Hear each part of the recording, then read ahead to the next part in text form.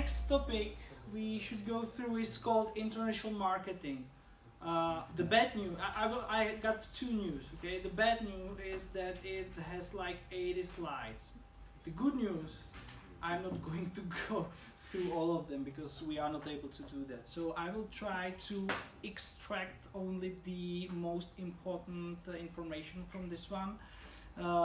Just because I want to go through the questions for the test with you, so that's why. So basically, I will start right now. We will try to define what the international marketing is. So there will be some kind of short introduction. Then I will introduce you the strategies you can use within the international marketing. I will explain you the strategic process of international marketing. There are like, how much? 6 steps. For each step there are like 5 slides, so I'm not going to go through all of them. I will just briefly explain you the process, and I think it will be enough as for the test, as for your purposes, okay? And a multinational corporation, I think this is not important right now because you are going to go through this topic during the strategic management. So for the final exams, you are going to go through this topic. For our exams for this subject, you don't need to know that, okay? So this is what we are going to go through now. Okay, so let me introduce you the topic. Let me try to describe. I think if I ask you what is international marketing, the basic question, the basic answer is it's just marketing, but it's done internationally. So it's like doing marketing on the foreign markets. I think this is pretty easy to understand if I explain the issue like that. So, but anyway, you can use something like official definition, and then we can say that it's like process, the performance of business activities designed to plan, price, promote, and direct the flow of companies' goods, services to a consumer or a user in more than one nation for a profit. If you look at this definition, it's like the regular definition of marketing, but there's they add at least 2 things in here, like more than one nation, and once more, and that's it. It's like the regular definition. I think everything is the same. Only they add that's like the definition of marketing, but they just add something, and this is like that it's done in more than one countries, and that's it. Yeah, that's it, more than one country. So nowadays you probably have no chance to be only on the local market, because if we try to find something to call it local market, it would be pretty difficult, because everything is interconnected. We were talking about about the situation like 20 minutes ago when we talked about green marketing. We were talking about the situation on the world. We talk like about the situation on some islands and so on. And we care, or at least some of us cares about the situation there. So even though you are in the Czech Republic, you are in one country, you are still influenced with the international topics. So there's no escape from this world. So that's why everything you do has some impact internationally. It's like I don't know if you know this term, butterfly effect. Have you heard this one? It's like the butterfly, the move of butterfly in Japan can cause some disaster in Northern America or something like that. Like the chain of action can lead to something, okay? And this is like in the case of international marketing, where even the local market is somehow interconnected with the international market. So the official definition of international marketing is something you don't have to remember. It's just for your information if you want it, but it's not important for the test. But before we finish the determination of international marketing, we should define what is the global company first. So this is like a company, for sure, which operates in more than one country. Okay, because those are the countries who can have headquarters in one country, but they can, you know, distribute their goods, or they can distribute services to the other countries, or even they have another headquarters in other countries and so on. So this is a kind of company who is not working just only in the domestic market. There are some opportunities and also some threats to be international in marketing. Well, the opportunities could be like, you know, you have a much better market or much greater market.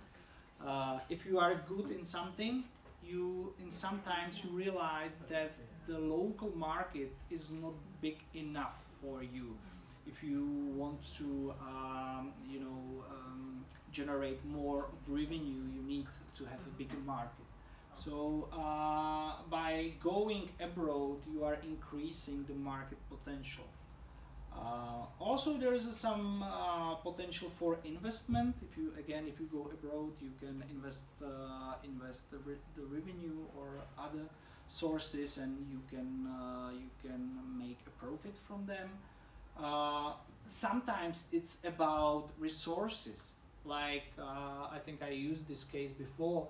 Like if you have a travel agency, it's really difficult for you to have seaside tourism here in Czech Republic, just because we don't have a sea. But if you go abroad and you will open a branch of your company, let's say in Croatia or in Italy or whenever you want, then you can do the seaside tourism, and you can make another money on it. What else? Do you have any more ideas why going abroad could be beneficial for your company or for your business?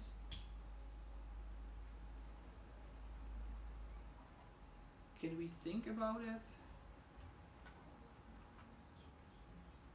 Oh? Less pricey labor work. Wow, great, awesome, awesome. Yeah, this is it. Because the market is structured differently between the countries and also continents. And if you go, for example, to India or Indonesia, you could have a cheaper manforce here. Yeah, great, awesome. And that could be the most important thing for some companies. Also, there are some threats on the other hand. If you go to the bigger market, also the number of competitors will be bigger there. So you are increasing the number of competitors.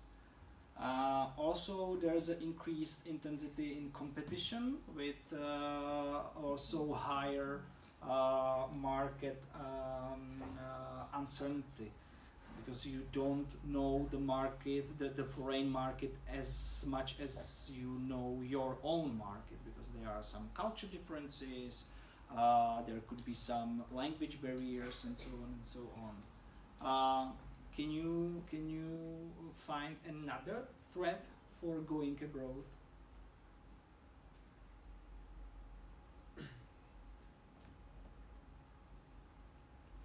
Any idea?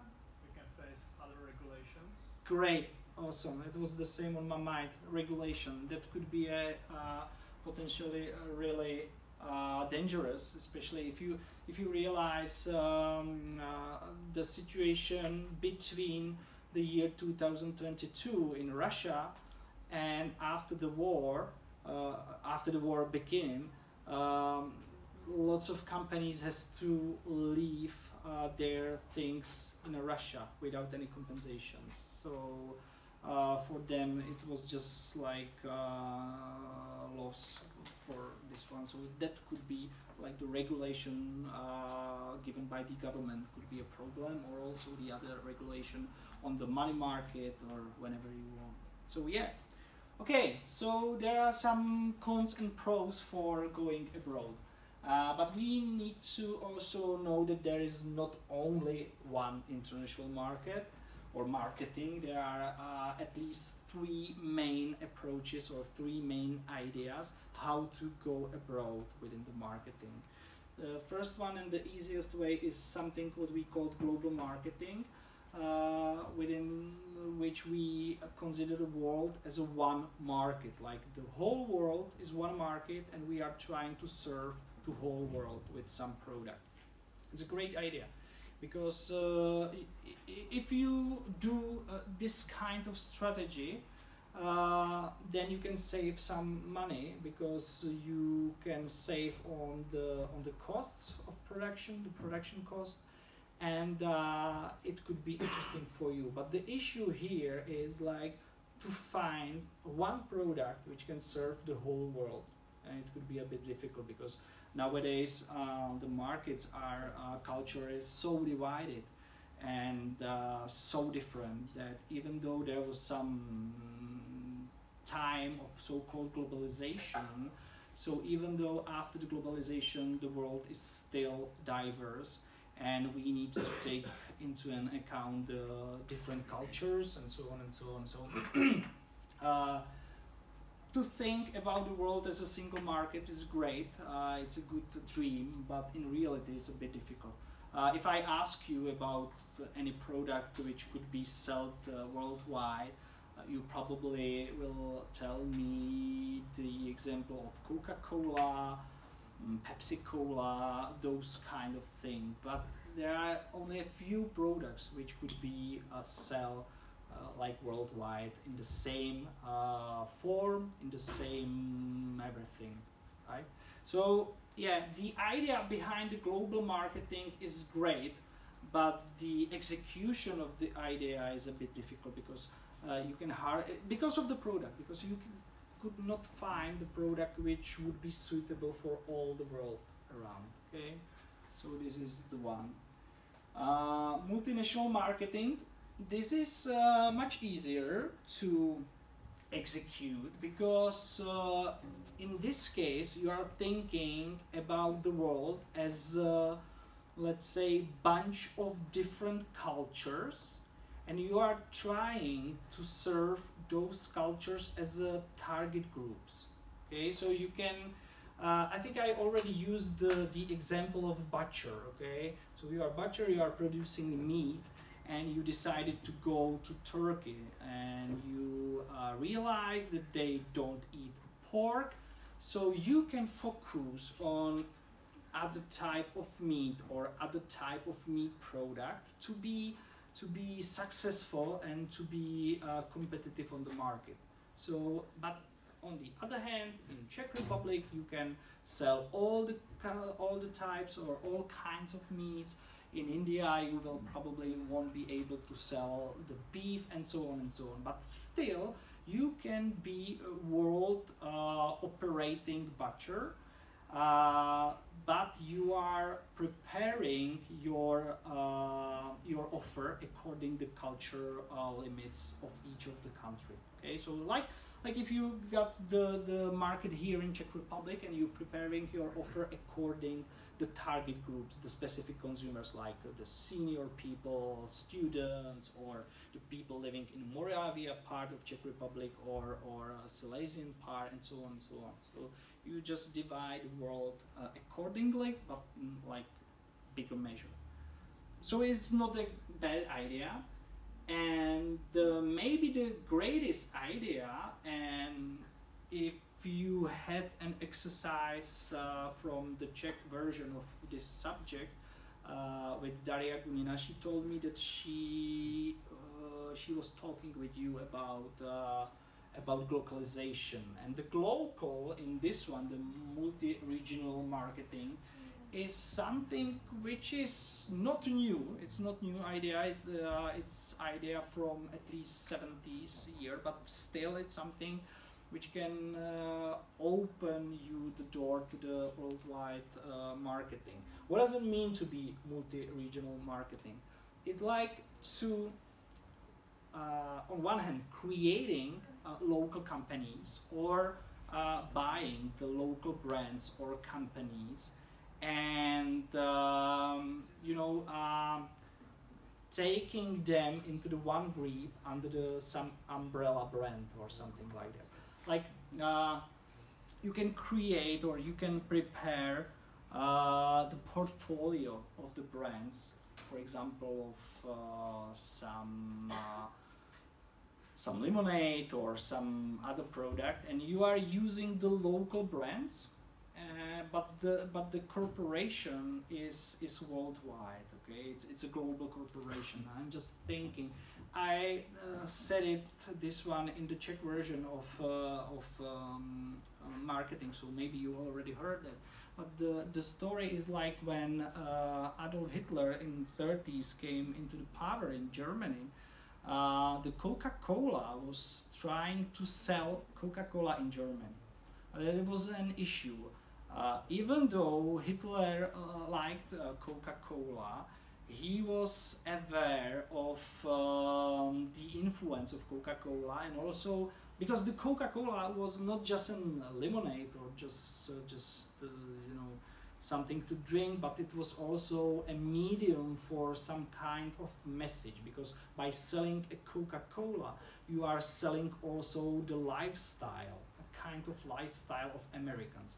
And this was some issue for Hitler, because you probably know he was a racist a little bit, and he known that in the US there are lots of black people and he doesn't like them, and so on and so on. And that's why he refused the idea of having Coca-Cola in Germany. But still, he wants to be connected with Coca-Cola somehow, or in the other words, he wanted Coca-Cola to invest in Germany, in Third Reich.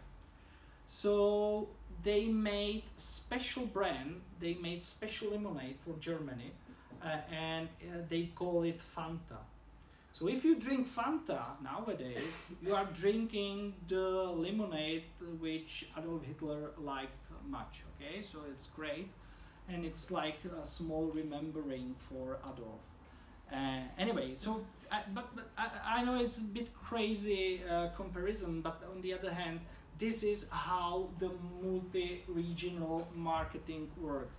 So it's like you have a global company, and you can prepare specific brands or specific product even for the markets. So as you can see in Germany, Coca-Cola create a different lemonade. They made orange lemonade, and also they name it differently. It wasn't Coca-Cola Orange, but they name it Fanta. Okay, so this is the way how you can serve the other markets. It's also the same situation with beer. I think you are the healthy generation, so you probably don't know what the beer is. It's like an alcohol beverage, and if you drink it, you can be drunk a bit. Anyway, this is beer, and you probably know that there are lots of so-called local breweries all around the Republic and also all around the world, right? You probably meet some of them. And the issue is that only few of them are independent. The rest of the so-called microbreweries are part of the biggest one. Okay, so like the Pilsner Urquell has, they have some microbreweries under their umbrella. The same for the other biggest brand, and so on and so on. So thanks to this approach, thanks to this strategy, you can serve the market you won't be able to serve with the big brand. Okay. So this is it. I don't have to go into the deep of this one. Maybe one more thing about B2B marketing. We are still talking about business to customer, B2C marketing, but also within the international environment, we should think about business to business marketing. And there are some let's say specifics for this kind of marketing. For this, like the most important parts of international marketing in the B2B markets, you can find a narrow quantity of customers. Also, there is a low elasticity of supply, rational purchasing behavior, or much more rational than in case of regular people.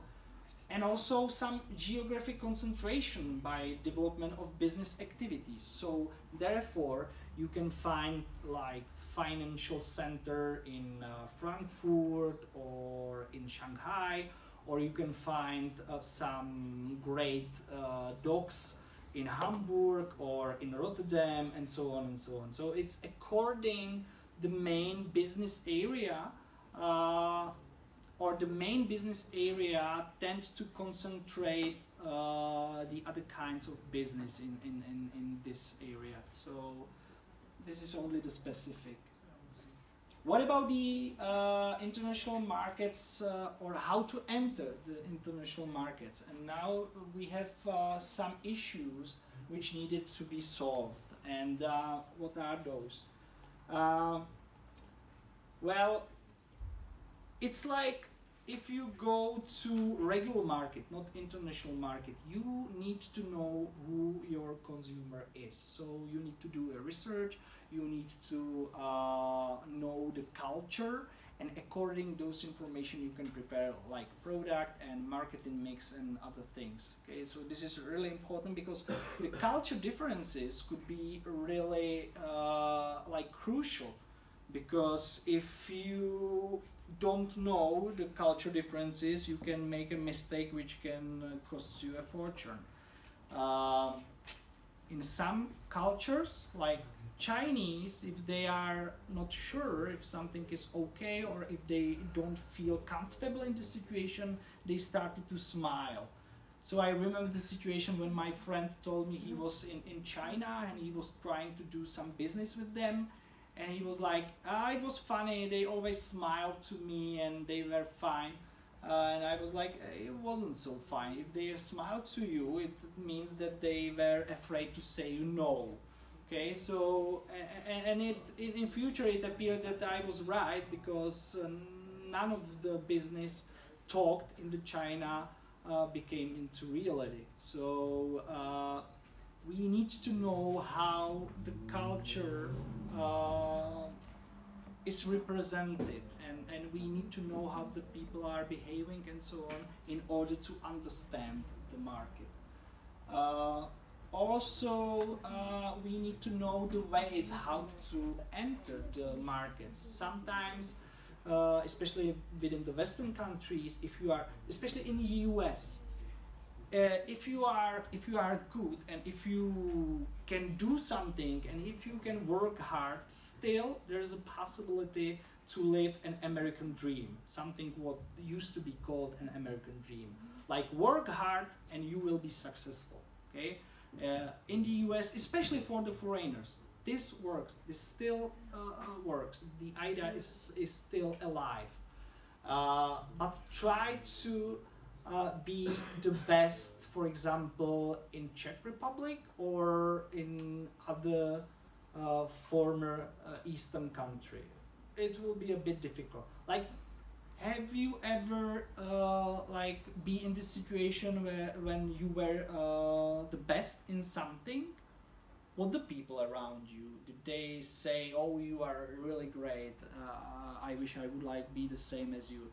No, probably there was some envy and there was some anger and so on. So this is also about the culture. Okay, so you can enter some markets, and if you will be the best one, you will deserve the best. But in some countries and in some culture, it's vice versa. If you are too good, someone will smash you down.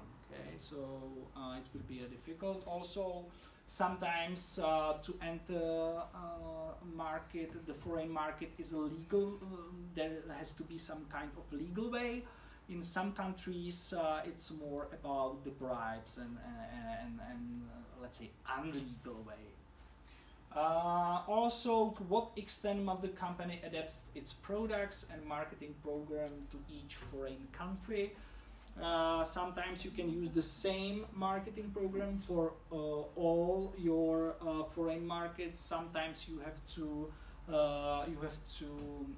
let's say adapt everything for each country. It depends. Also, it depends on product. And also you should think about how should the company manage and organize its international activities. Will you have the people from your country to drive the company abroad, or will you hire someone abroad to drive your country, to manage your country? Those are important questions, because there could be some barriers in form of language, or again in form of culture, and so on and so on. This picture is a crucial one. I will try to explain everything only on this picture, but you can find in the presentation, you can find at least 3 slides to each of the 7 parts of the process. But for the test and also for your basic knowledge, I think just short talking will be enough. The process is pretty easy.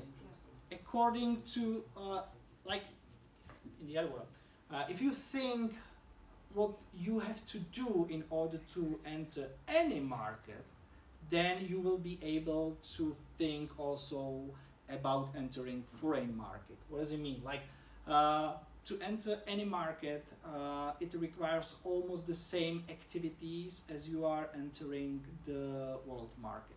So first, what you have to do always is to do a market research.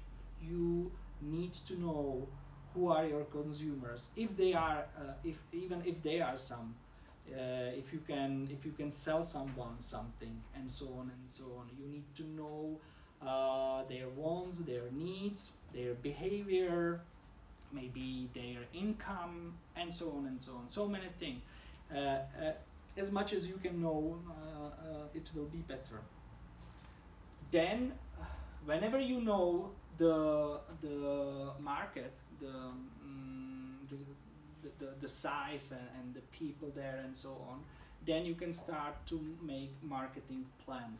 You need to think what will be your strategy. We already talked about, for example, with connection to the price, we were talking about skimming strategy or penetration strategy, but you can use lots of other strategies, not given just by pricing, but also by the other marketing piece, and so on. So you will set the marketing plan. How would you like to enter the market? And again, I know it's hard. Yeah, it's difficult. So you have to think about how to work on the market, and this is the same for local market as well as foreign market. You always have to have a plan, or you should have a plan.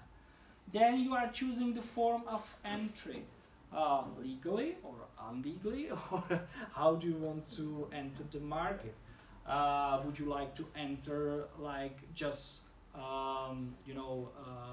just to offer something, to create everything in your country and just offer something to them, or will you move the whole production to another country, and so on and so on?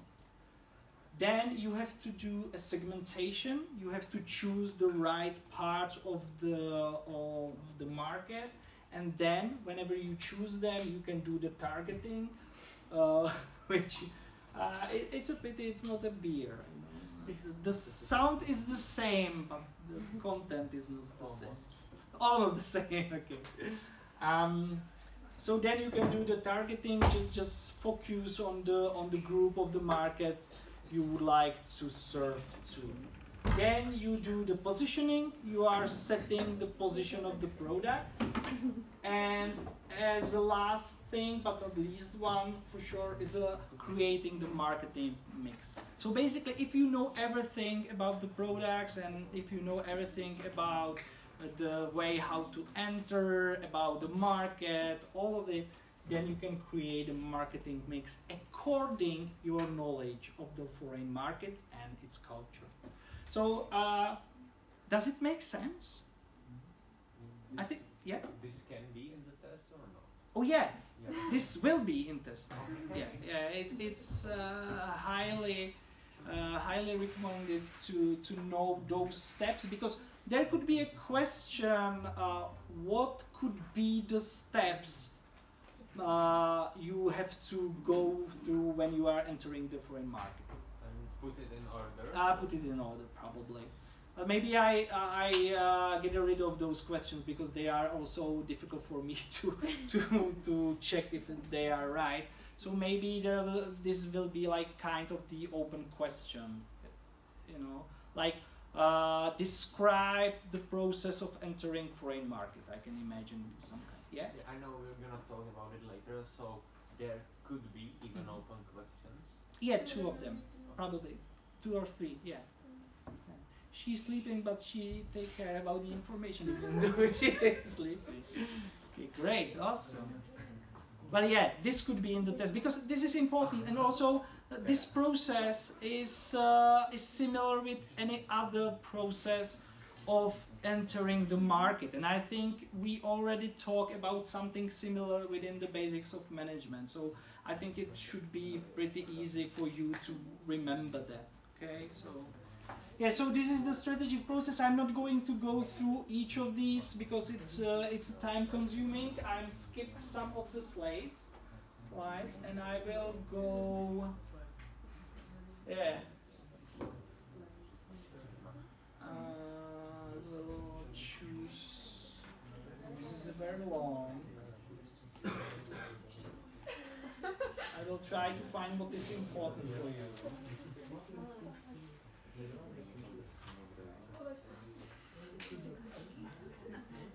Okay, this one.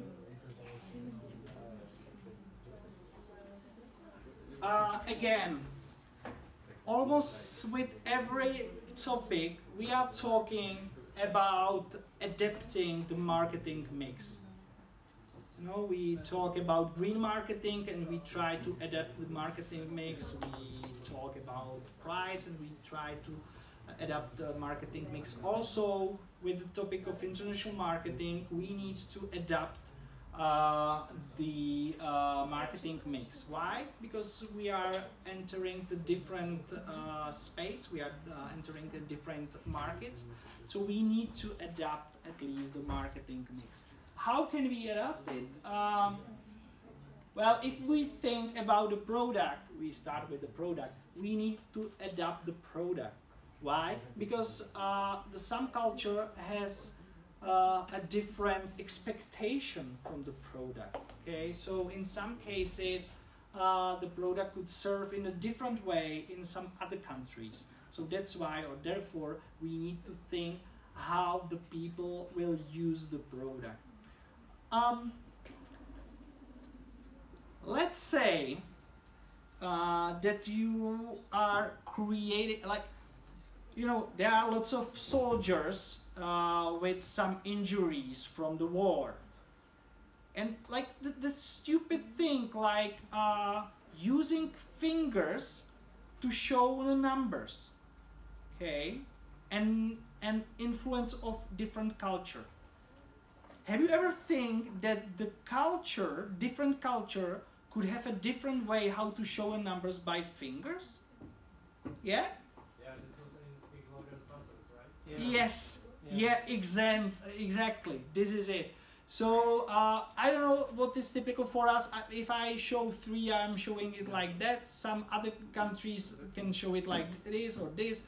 It's a matter of fact on which country you live. And this is really important in such a case like thinking about to create a prosthetic hand for the soldiers injured in the war. Okay, so always by doing anything you have to think about the culture and about the way how they use the product within the culture, because each culture can use the product in a different way. So this is the first thing. Packaging and labeling. For some countries there's something like, you know, for us, if you buy a lemonade or water, you can probably you will buy it in bottle. But if you go to Thailand, you can buy a Red Bull in a plastic bag. Have you ever been to Thailand? No? When you go to Thailand and when you buy something to drink, sometimes you can get the drink into the plastic bag, like the same bag we use for the bakery or something like that, and you will get the straw and that's it, and you got your lemonade in the bag and you got the straw and you can drink it. Okay, so this is a different culture, and again it's about the packaging. Translation of technical literature. This could be a funny if it's translated by someone who doesn't understand the language. Quality management. Well, yeah, in some countries the quality is not the priority, so then also the product could be a different quality. Licensing and contract manufacturing. Oh, this is interesting. You may heard about the issue with Budweiser, right? We in České Budějovice we create the beer called Budweiser, but there's an issue because you can't sell Budweiser in the US and also in Canada just because of the brand issue. Like there's a company called Anheuser and Anheuser-Busch, and they also sell the beer called Budweiser, but it's a different Budweiser. I think maybe even better than the ours. So, and there was some court, and they were not able to set the brand, the rights to the brand. So the Czech Budweiser can sell their Budweiser all around the world, but in US and in Canada they have to sell it under the brand Czechvar. So if you want to buy Budweiser in US, you have to find the Czechvar, and it is the same beer.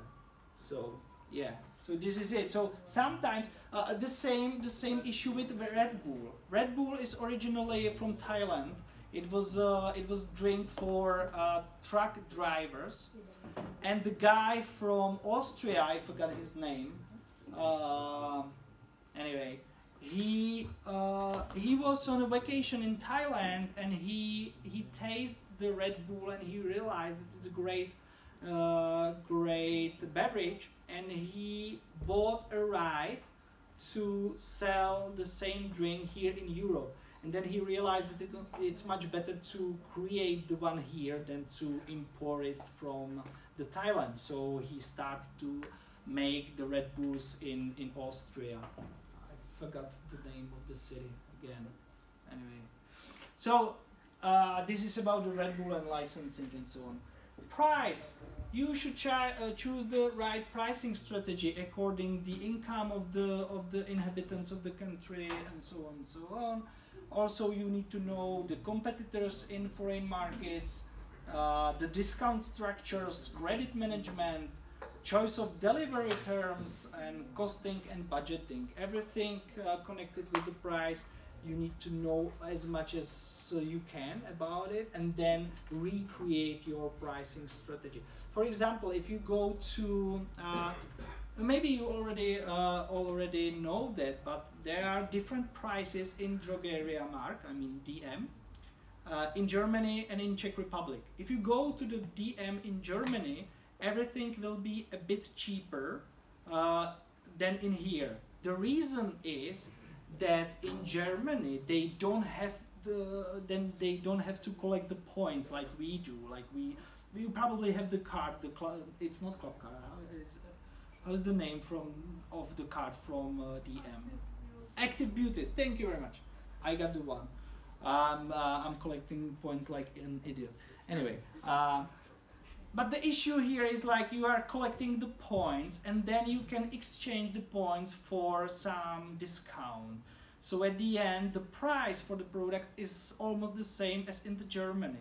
But in Germany, you don't have to collect the points. You got the better price right now.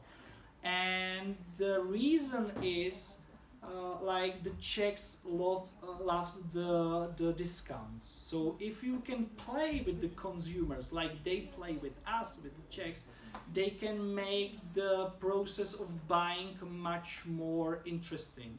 And therefore, the prices are different in Germany and here, on the first side at least. So this is about the price.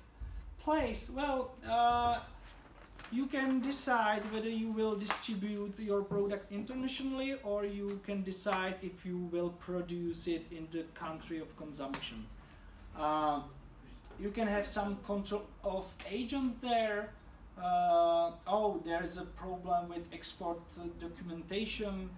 Even though we live within the European Union, still we have to have a lot of papers if we want to sell some goods created here to, for example, to Austria.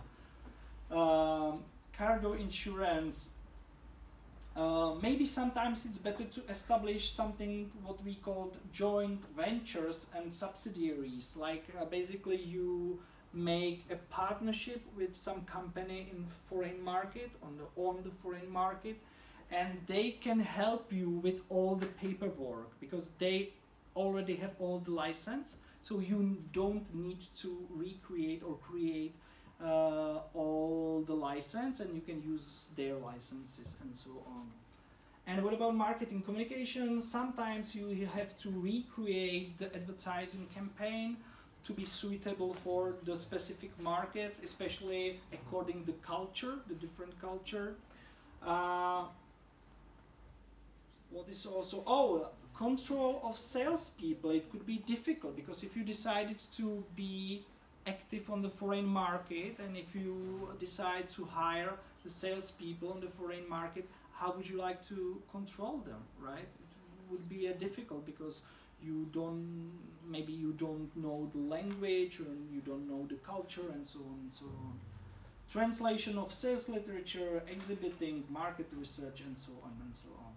So I think, I will check the time, I think this could be enough for the topic of international marketing.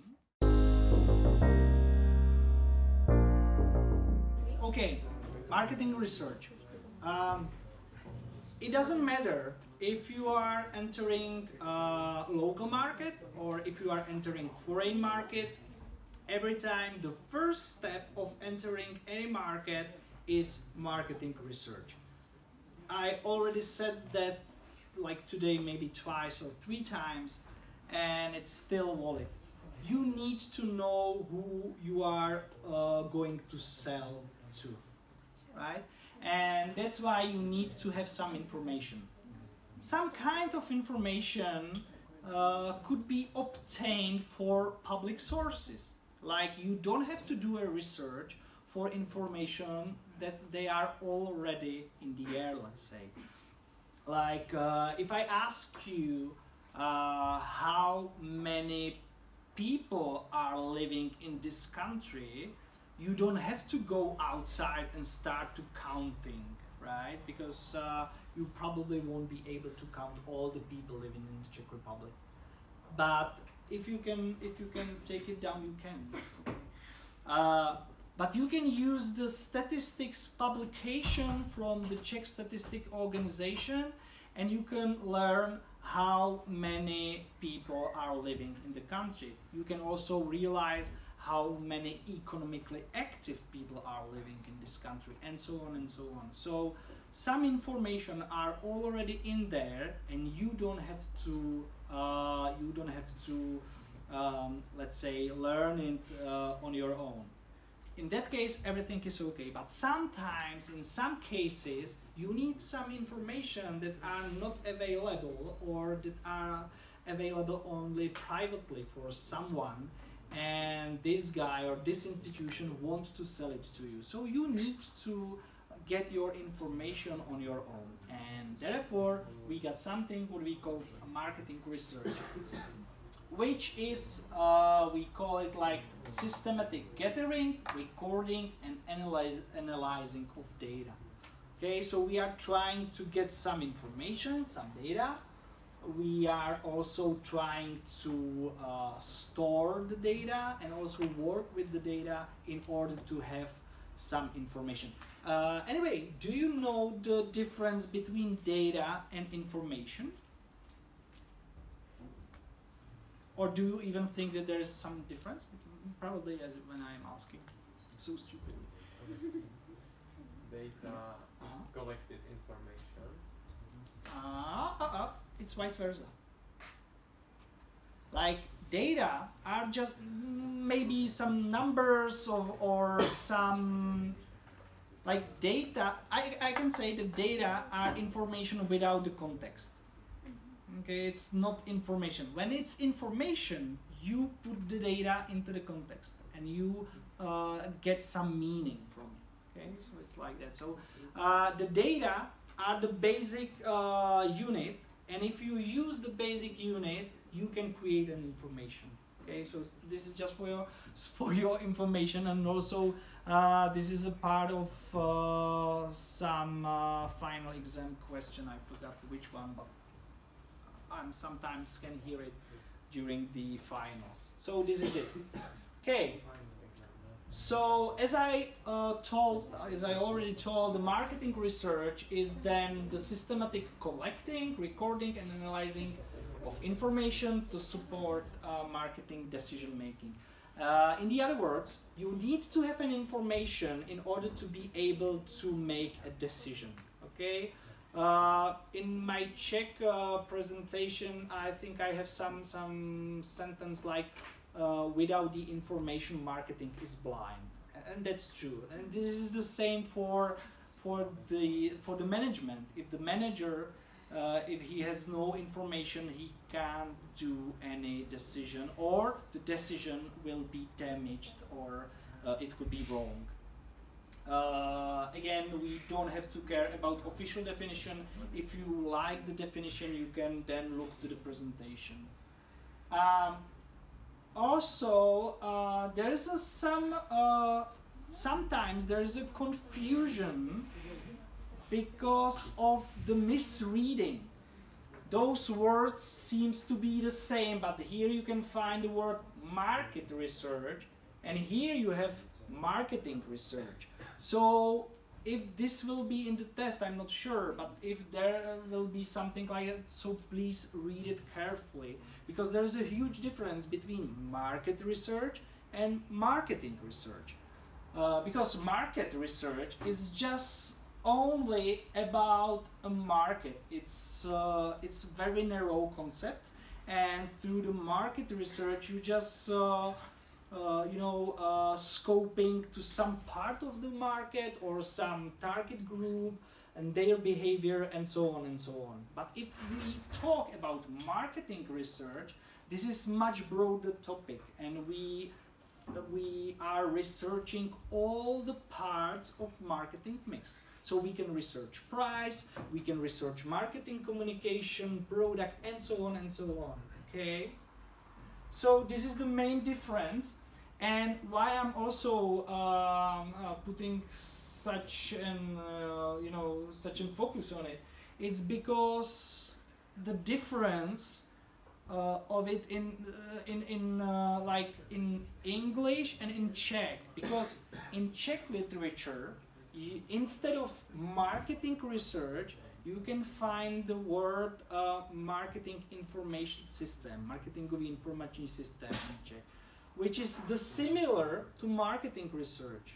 Okay, and that's why I'm really pushed to talk about it so often. So marketing research stands for all the activities of gathering the information from all the fields of marketing, while the market research is just and only focused on the market, on some kind of specific market. Okay.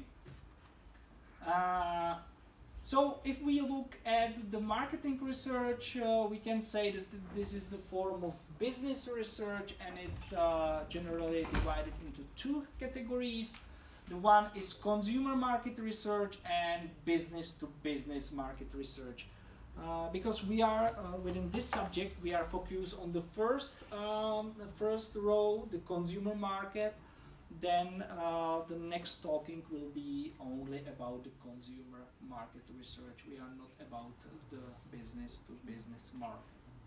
Anyway, the marketing research has its own process, and as you can see, it has 5 steps, and each of the steps is important for the whole process. So just try to again make a notes or try to remember it.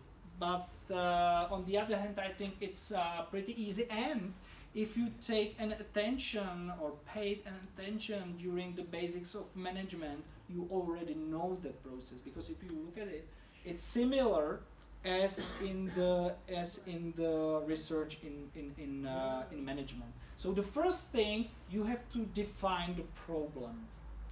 If you want to realize something, if you want to get some new information, you need to know that there is a problem which to be solved, okay, which has to be solved.